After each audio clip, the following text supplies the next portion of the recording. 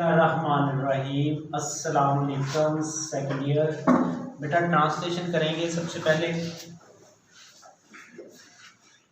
ठीक है जी, पैराग्राफ है ट्रांसलेशन के लिए। पाकिस्तान की सबसे बड़ी दौलत इसके वसीअ अरीज़ ज़रख़ेज़ मैदानों में छुपी हुई है। प्रेजेंट इंडेफिनिट है, लाइज का वर्ड इस्तेमाल करेंगे। छुपी हुई होना, पोशीदा होना के लिए हम लाई का वर्ड यूज़ करते हैं। पाकिस्तान के सबसे बड़ी दौलत, तो शुरू करते हैं। द बिगेस्ट, सबसे बड़ी वेल्थ, दौलत ऑफ पाकिस्तान की सबसे बड़ी दौलत पोशीदा है, लाइज इन इट्स वसीओ अरीज ज़रख़ेज़ मैदानों में। इन इट्स वसीओ अरीज, वास्ट का मतलब वसीओ अरीज होता है, ज़रख़ेज़ का मतलब फर्टाइल प्लेन्स। ठीक है, अब इस लाइन को जरा पढ़ के देखते हैं कि क्या ट्रांसलेशन ठीक हुई है। The biggest wealth of Pakistan की सबसे बड़ी दौलत, लाइज छुपी है, in its vast fertile plain, इसके वसीओ अरीज फर्टाइल ज़रख़ेज़ प्लेन्स मैदानों में। दरियाए सिंध के बालाई और ज़ेरी मैदान दुनिया के सबसे ज़्यादा ज़रख़ेज़ इलाकों में से समझे जाते हैं। दरियाए सिंध, द बालाई अपर एंड लोअर, ज़ेरी मैदान प्लेन्स और रिवर सिंध। ठीक है, the upper and lower plains of river Sindh, दरियाए सिंध के बलाई और ज़ेरी मैदान समझे जाते हैं। ये प्रेजेंट इंडेफिनिट टेंस है, पैसिव में बनेगा, समझे जाते हैं क्योंकि इसमें सब्जेक्ट नहीं है। ठीक है, फोकस करें बेटा जरा। समझे जाते हैं प्रेजेंट इंडेफिनिट का पैसिव है। ठीक है, तो the upper and lower plains, upper बलाई एंड लोअर और ज़ेरी प्लेन्स मैदान और रिवर सिंध, दरियाए सिंध के आर कंसीडर्ड समझे जाते हैं। क्या समझे जाते हैं? दुनिया के सबसे ज़्यादा ज़रख़ेज़ इलाकों में, to be the most fertile areas in the world. The upper and lower plains of river Sindh are considered समझे जाते हैं to be the most fertile areas in the world, दुनिया के सबसे ज़्यादा ज़रख़ेज़ इलाके। लेकिन जुमला है सबसे ज़्यादा ज़रख़ेज़ इलाकों में से, तो फिर इसके साथ वन ऑफ दी लगाएंगे। ठीक है जी, one of the most fertile areas. अब इसका मतलब है सबसे ज़्यादा ज़रख़ेज़ इलाकों में से। अगर वन ऑफ नहीं लगाएंगे तो इसका मतलब होगा कि सबसे ज़्यादा ज़रख़ेज़ इलाके समझे जाते हैं। उसके बाद यहाँ पर हर तरह की फसलें, सब्जियाँ और फल उगते हैं। प्रेजेंट इंडेफिनिट है, यहाँ पर हर तरह की, एवरी काइंड ऑफ फसलें, crops, vegetables and fruit grows here. ठीक है, एवरी काइंड ऑफ हर तरह की, क्रॉप्स फसलें, वेजिटेबल्स सब्जियां, एंड फ्रूट और फल यहाँ पर उगते हैं। Vegetables and fruit grows here, यहाँ पर उगते हैं। उसके बाद है ज़राअत सबसे बड़ा और अकलौता शोबा है जो कि मुल्क की पैदावार का एक बहुत बड़ा हिस्सा पैदा करता है। ज़राअत सबसे बड़ा और अकलौता शोबा है। ज़राअत, agriculture is the greatest and only field. ठीक है जी, सबसे बड़ा एंड ओनली और वाहिद फील्ड शोबा है जो कि मुल्क की पैदावार का एक बहुत बड़ा हिस्सा पैदा करता है, जो कि विच पैदा करता है, प्रोड्यूसेस आ बिग पार्ट, बड़ा हिस्सा of the country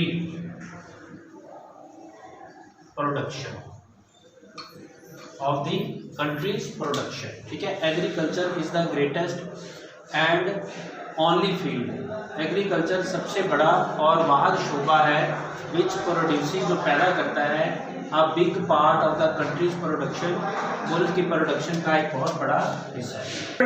agriculture is the greatest and only field which produces a big part, जो कि एक बहुत बड़ा हिस्सा पैदा करता है ऑफ द कंट्रीज प्रोडक्शन, मुल्क की पैदावार का।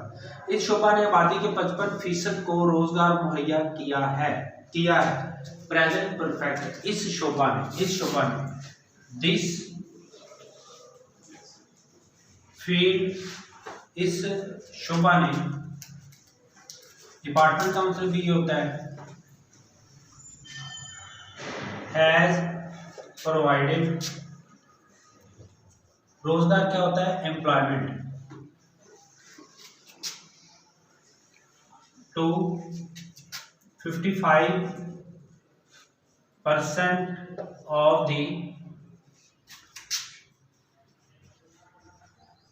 population। ठीक है, दिस फील्ड या दिस डिपार्टमेंट हैज प्रोवाइडेड, मुहैया किया है, एम्प्लॉयमेंट, रोजगार, टू 55% ऑफ द पॉपुलेशन, आबादी के 55% हिस्से को, यानी हमारी मुल्क की जितनी आबादी है उसमें से जो 55% है उसका जो रोजगार है वो ज़राअत के साथ जुड़ा हुआ है। अलावा अजीम, मोर ओवर, अलावा जी का मतलब है मोर ओवर, अलावा जी का मतलब होता है यानी इसके अलावा मजीद, ये तो शामिल ही है और इसके अलावा मजीद।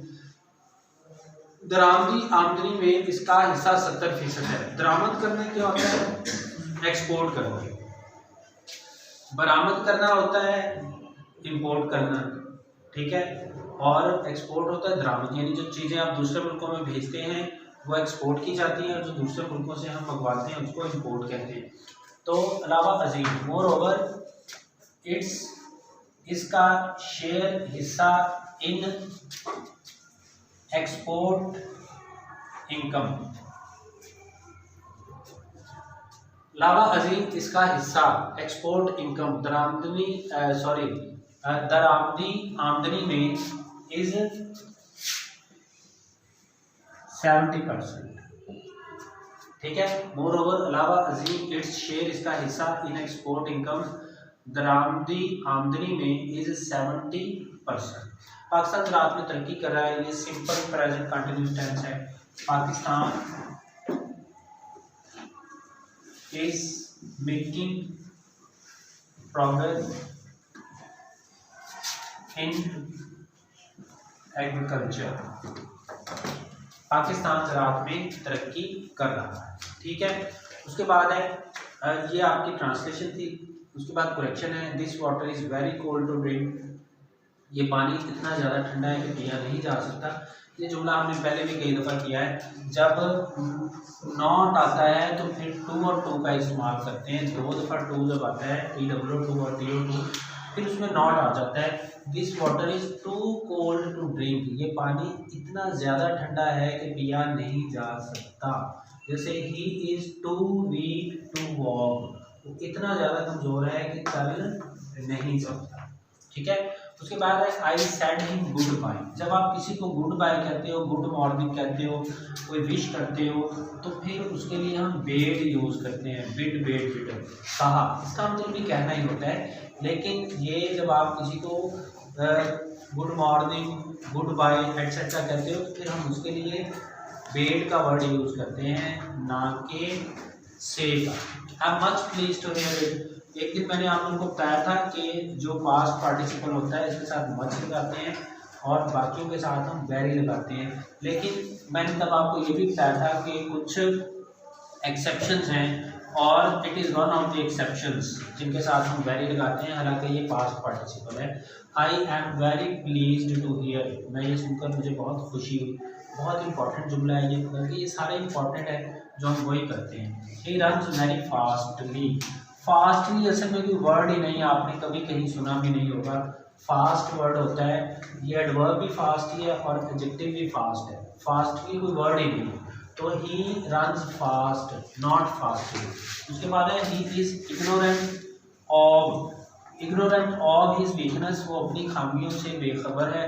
कल ये मैं आज सेंटेंस लिखने का मकसद ये है कि कल जल्दी में ये इसकी प्रपोजिशन मैंने गलत लिख दी थी, टू लिख दी थी, जबकि इसकी जो करेक्ट प्रपोजिशन है वो ऑफ आता है। इग्नोरेंट ऑफ होता है जिसका मतलब होता है बेखबर होना, तो वो अपनी कमजोरियों से बेखबर है। ठीक है बेटा, बात समझ ना आए तो फिर आप मुझसे कंसल्ट कर लेना। अल्लाह।